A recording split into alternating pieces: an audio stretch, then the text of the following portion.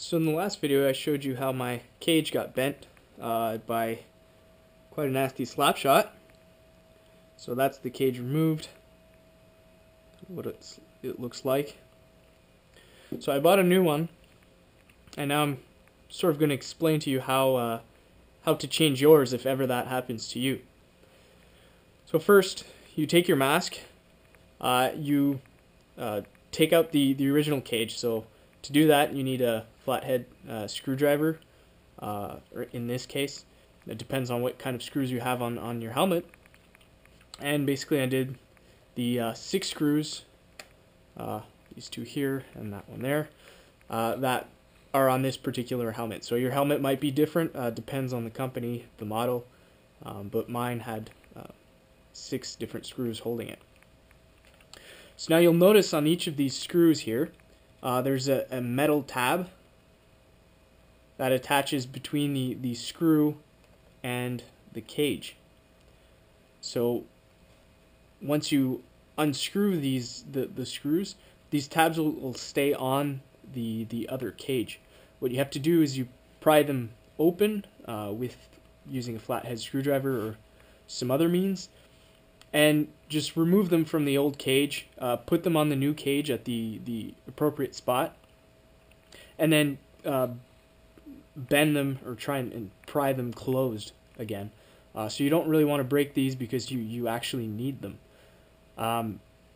Then you take your new cage with the metal tabs on them, position it on your helmet, align the hole in these metal tabs with the screw holes, and screw the screws in them. So it's pretty simple.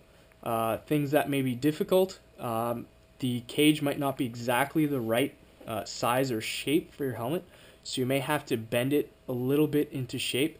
Now, bending it by hand, I'm not saying using some force or some crazy tools. Mine required a little bit of adjustment, so I could just kind of bend it into shape, put some pressure, and then put the screw in the hole and then tighten it up. Other things that you might have problems with is the screw holes themselves are not actually attached to the helmet. They're kind of just in place, and they're glued to the back of the padding here. So if you see that it's turning on itself, you just have to remove the padding, take a screwdriver. There's a slot for a screwdriver at the back of the female end of the screw hole, and then you just retain it into place while screwing the screw in it. So that'll make sure that the screw goes in and that it's not just turning in midair. Other than that, it's a pretty simple process, and yeah, it's pretty useful when your cage gets bent.